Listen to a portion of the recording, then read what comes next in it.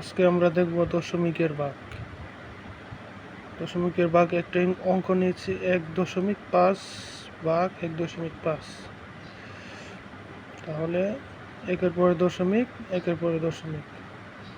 যেহেতু দুইটা সংখ্যায় দশমিক, এজন্য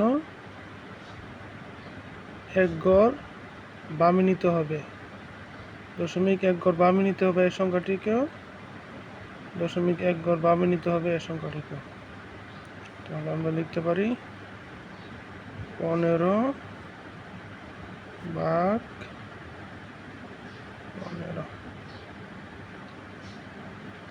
এটা হচ্ছে ভাজক আর এটা হচ্ছে ভাজ্য। তাহলে 15-কে একের মধ্যে যায় না, 15-এর মধ্যে যায়, 15-এর মধ্যে একবার যায়, এই জন্য 5-এর উপরে 1 হবে। 15 একে 15 শূন্য।